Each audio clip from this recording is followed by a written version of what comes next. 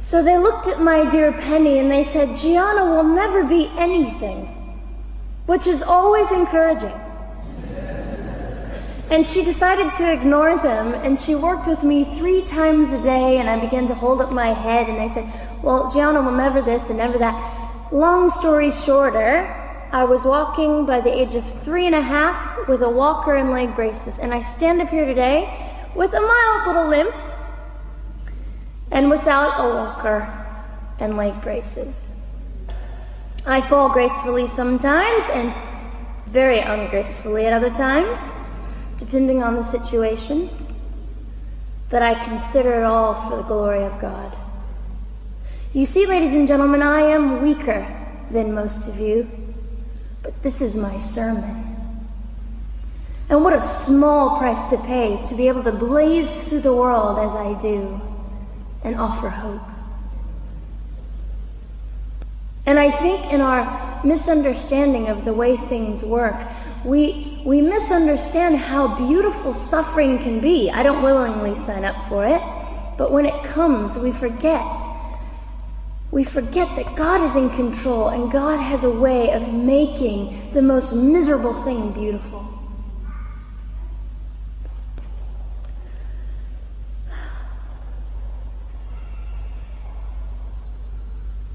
I have met my biological mother.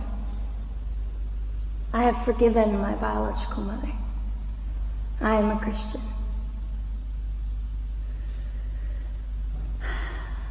She's a very broken woman. She came to an event I was having 2 years ago, showed up unannounced, and said, hello, I'm your mother. And it was a very difficult day.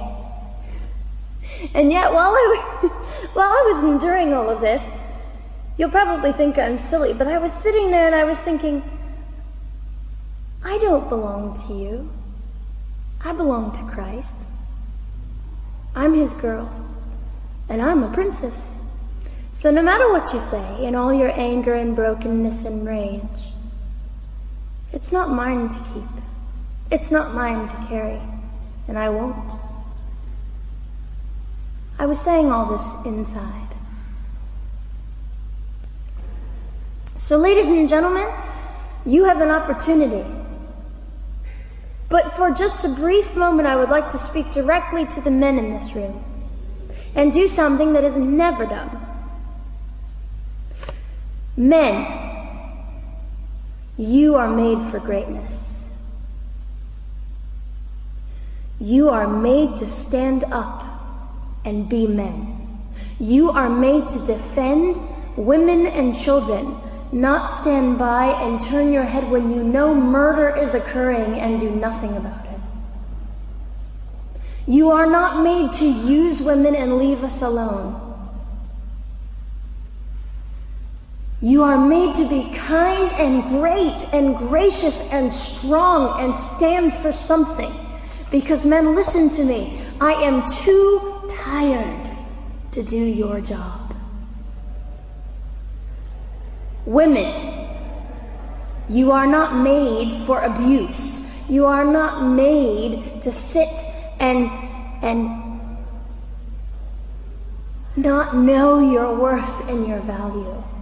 You are made to be fought for forever.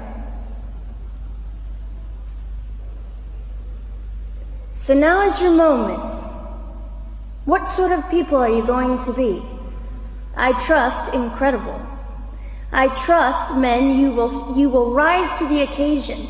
To the politicians listening, particularly to the men, I would say this: you are made for greatness, set your politics aside.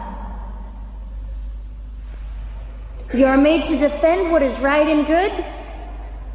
This fiery young girl will stand here and say, now's your moment. What sort of man do you want to be? A man obsessed with your own glory, or a man obsessed with the glory of God?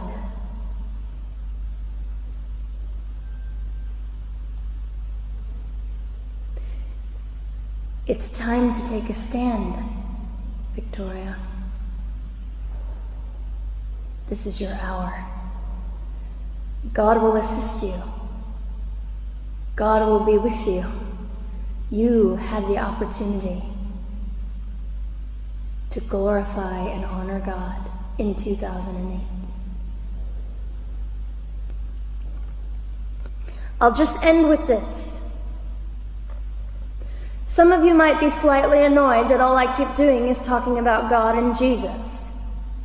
But how on earth can I walk about limping through this world and not give all my heart and mind and soul and strength to the Christ who gave me life?